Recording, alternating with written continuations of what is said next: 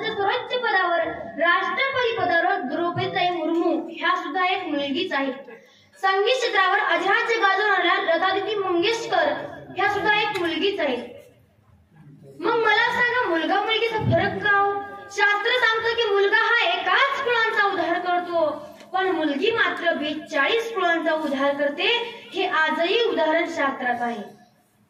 अंती लेखाच्या पराईत लेख कशान झाली उनी, अंती लेखाच्या पराईत लेख कशान झाली उनी, लेख कशान झाली उनी, एका खुशीची रत्न दोनी, एका खुशीची रत्न दोनी.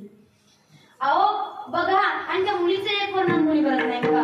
त्या मुलीची पसंती आली की बापाचं काही धडधडतं. शांतपणे म्हणजे ऐकून घ्या. मुलीची पसंती आली की बापाचं काही धडधडतं, लेख सोडून जाणार म्हणून आतल्या खूप रडतं. हसरे खेळकर बाबा नेहमी दीर्घगंभीर दिसू लागतात. पोरला पाणी मागण्यापेक्षा स्वतः हाताने घेऊ लागतात. छोटी ताई म्हणत मोठी कधी झाली, कधी कळालंच नाही हो. अगये ताई, अगये दिदी असं म्हणा वाटतं आणि मायेने एकदा जवळ घ्यावं वाटतं. त्या मुलीची जेव्हा सोयरीक येते, पाहुणे घरामध्ये बसलेले असतात. बाप एक बैठकीमध्ये उठतो, एका कोपऱ्यात जाऊन ढसा रडतो. त्या रडणाऱ्या बापाला विचारलं ना, अरे लेका रडतो कशा करिता? तो रडणारा बाप उत्तर देतो, अहो टू व्हीलरची चाबी कधी कुणाच्या हातात दिली नाही, अहो टू व्हीलरची चाबी कधी कुणाच्या हातात दिली नाही, पण आज काळजाचा तुकडा काढून दुसऱ्याच्या हवाली करतोय म्हणून रडतोय. त्याचं नाव बाप आहे. मला सांगा महाराज, ती मुलगी एवढंच नाही, त्या मुलीचं एक दिवस लग्न जवळ येत आहे, एक दिवस आड होत आहे. दिस गेले थोडे सुखी थोडे ओले, मुख्या काळजाची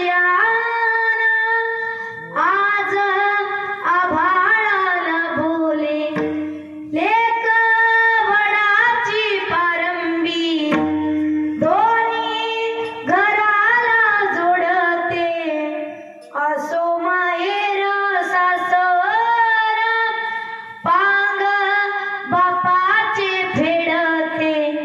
जेव्हा बापाला कळाले त्याचे काळीज जळाले, तिला छातीशी धरून त्यानं टिपूस गाळले.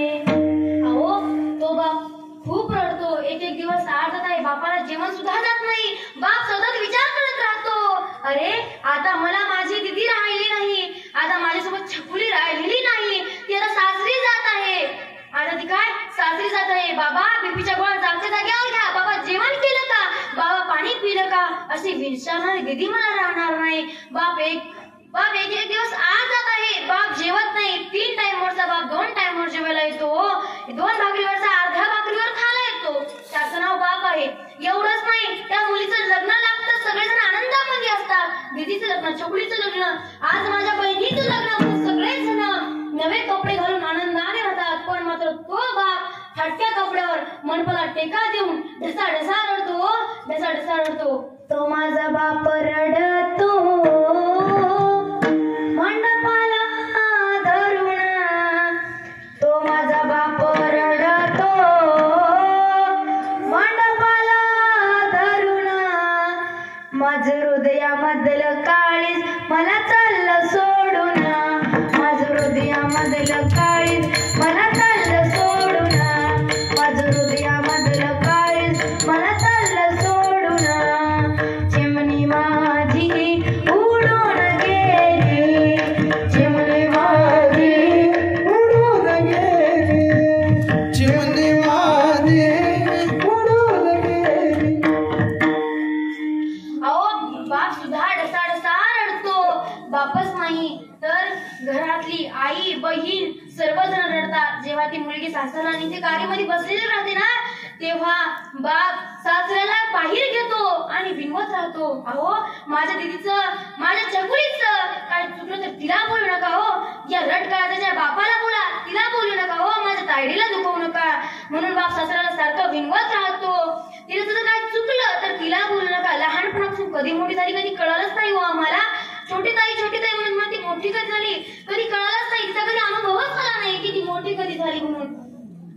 बाप सुद्धा ढसा ढसा सासऱ्याला मागे घेऊन. अहो बापच नाही तर ती आई सुद्धा सासूला घेऊन म्हणते, अहो त्या स्वयंपाकामध्ये जर का काही चुकलं ना तर तिला बोलू नका, हो तिला बोलू नका. लहानपणापासून तिला चुलीजवळ एवढेलं नाही हो, आणि आतापर्यंत तिला स्वयंपाक सुद्धा करू दिलेला नाही. तिला येतं पण मला जर काही चुकलं तर तिला बोलू नका, हो तिला बोलू नका. त्या बापाला बोलू नका, मला फोन लावून मला बोला, या आईला बोला, पण माझ्या दिदीला काही बोलू नका, हो माझ्या दिदीला काही बोलू नका. आई सासूला पुढं घेते आणि सांगत राहते. आई पदरात ढसा ढसा रडते, हो ते माझी आई रडते पदराला धरून, ती माझी आई रडते पदराला धरून, माझी हरणी चालली कळप सोडून, माझी हरणी चालली कळप सोडून, चिमणी माझी उडून गेली, चिमणी माझी उडून गेली, चिमणी माझी उडून गेली, चिमणी माझी उडून गेली. आई पदराला ढसा ढसा रडत होते, हो ढसा ढसा रडत राहते. आईच नाही, भाऊ जेव्हा कारी जवळ असतो, भाऊ पळत येतो, अगं दीदी तू चालली ग, मी दाजीला बोलू का, तू घरी राहशील का आपल्या, मी दाजीला बोलतो पण तू घरी राहा ग दीदी, तू घरी राहा. इतके दिवस तुझ्यासोबत चेष्टा केली, मस्करी केली, पण आता माझ्यासोबत कोणी राहिलं नाही ग दीदी, माझ्यासोबत कोणी राहिलं नाही. दीदी तू सासरला चाललीस पण आता माझ्यासोबत खेळल कोण ग, बहीण नाही भाऊ नाही तर खेळल कोण, आता माझ्यासोबत खेळल कोण ग दीदी, खरं खरं बोल दीदी, मी दाजीला बोलू का, तू राहशील का. म्हणून ती मुलगी सुद्धा, भाऊ सुद्धा बहिणीच्या गळ्यात पडून ढसा ढसा रडतो, ढसा ढसा रडतो.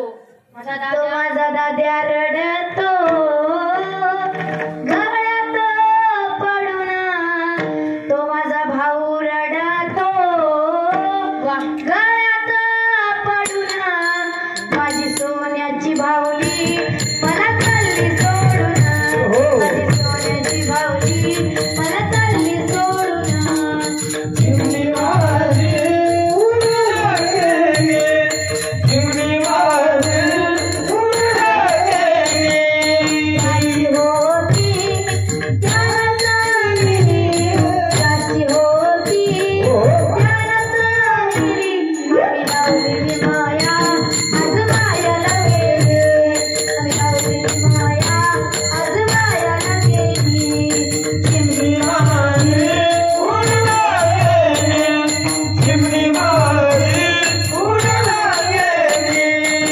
रत्नासारखी रत्न केली, रत्नासारखी रत्न केली, चिमणी माझी उडून गेली, चिमणी माझी उडून गेली, चिमणी माझी उडून गेली.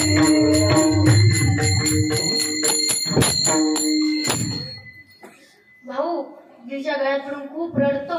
दीदी तू जाऊ नकोस, अगं तुझी वेणी वाढली, तुझ्यासोबत चेष्टा केली, मस्करी केली, तू जर भांडे दारी आणले तर मी दुसऱ्या दरवाजाने ते भांडे आत नेऊन ठेवायचे. तुझ्यासोबत एवढा वागडलो पण आता माझ्यासोबत कोण राहील का खेळायला, आता माझ्यासोबत कोणी नाही. जेव्हा ती मुलगी सासरला जाते ना तेव्हा ती मुलगी तिथून विनवत राहते, सांग ना देवी माझ्या भावाला